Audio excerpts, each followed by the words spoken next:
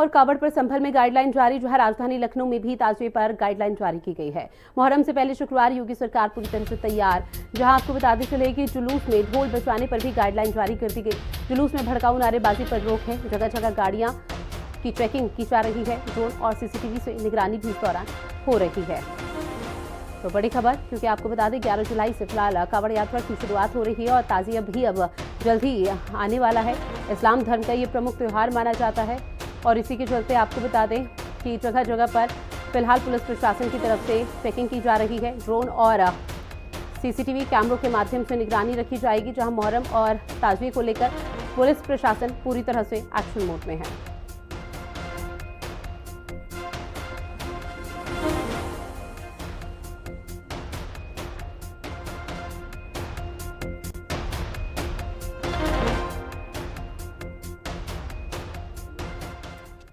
उत्तर प्रदेश में मुहर्रम पर ताजिए की ऊंचाई 10 फीट से ज्यादा नहीं होगी। ताजिए में हथियार या ज्वलनशील सामान नहीं होगा। ताजिए 10 तारीख को मसानी के करबला में दफन किए जाएंगे। सुरक्षा के लिए रास्तों पर सीसीटीवी से निगरानी होगी। पुलिस और प्रशासन ने मुस्लिम समुदाय से शांति बनाए रखने की अपील की है। मुहर्रम पर ताजिए की ऊंचाई 10 फीट से अधिक नहीं होगी। हजरत इमाम हुसैन की याद में मुस्लिम समुदाय के द्वारा मुहर्रम पर ताजिया निकाल करके मातम मनाया जाता है, जिसको लेकर के यहाँ पर जो सूबे के मुखिया योगी आदित्यनाथ जी हैं, उन्होंने इस बार खास करके एक गाइडलाइन जारी की है और जो ताजिए की जो ऊंचाई है उसकी एक सीमा की गई है, यानी कि ताजिया जो होगा वो 10 फुट से ज्यादा ऊंचा नहीं होगा।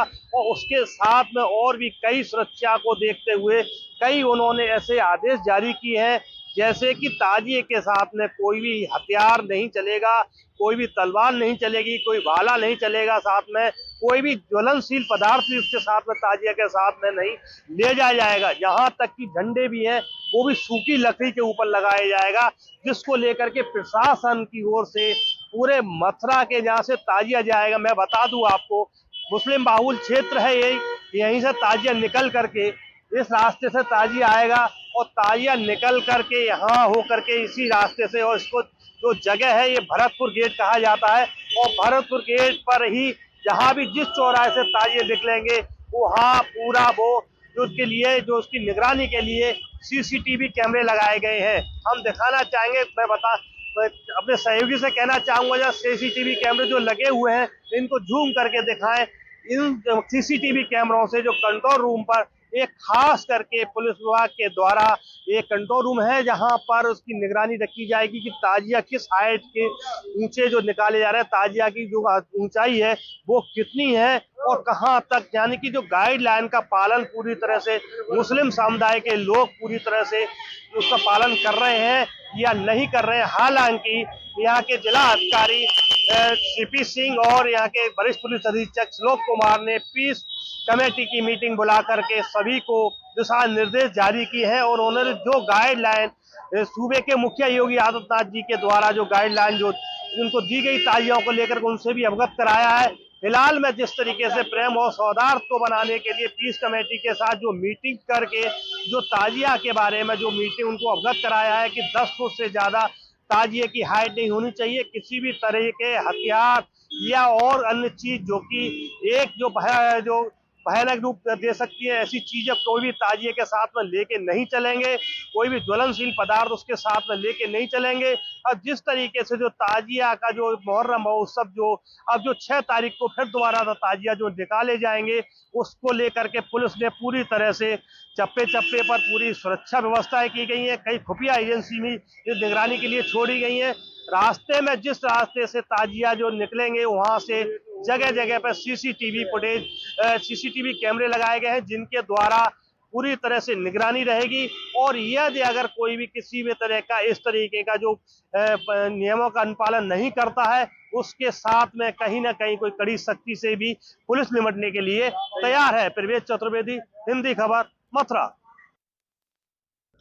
मुहर्रम के पर्व को देखते हुए हम लोगों ने पहले ही पीस कमेटी मीटिंग और सभी ताजिएदार और सभी आयोजकों से मीटिंग की जा चुकी है। इसमें उच्च अधिकारी जिसमें कि डीएम साहब और कप्तान साहब द्वारा भी मीटिंग कलेक्ट्रेट में की जा चुकी है और सभी ताजिया रूटों का निरीक्षण हो चुका है। जुलूस चल रहे हैं, 27 से ही पहली ताजिए की डेट थी तब से जुलूस चल रहे हैं, और इनका 7th और 6th और 7th को इनका 9वीं और 10वीं का जुलूस रहेगा, जो बड़ा जुलूस रहेगा, जो कोतवाली क्षेत्र में और गोविंद नगर क्षेत्र में है। इसमें ड्यूटियां लगाना और मजिस्ट्रेटों की नियुक्त करना डीएम साहब द्वारा कर दिया गया। ड्यूटियां हमारी तरफ से लगा दी गई हैं और सभी पे बॉक्स फॉर्मेशन में ड्यूटियां लग रही हैं और दिन रात की ड्यूटियां लग रही हैं, और हमारे जो आयोजक हैं उनसे हम लोग लगातार संपर्क में। वहीं प्रयागराज में 6 जुलाई को मुहर्रम का त्योहार शांति और सुरक्षा के साथ मनाया जाएगा, जिसके लिए प्रशासन ने पूरी तैयारी कर ली है। ताजियों की ऊंचाई 10 फीट से ज्यादा नहीं होगी और डीजे की आवाज भी सीमित रहेगी। डीएम ने कहा है कि कोई नई परंपरा शुरू नहीं होगी और सभी नियमों का सख्ती से पालन भी कराया जाएगा ताकि कोई बड़ा हादसा न हो पाए। कोई नई परंपरा शुरू ना हो, उसको लेकर भी पूर्व में हमने लिखित में निर्देश जारी किए हैं।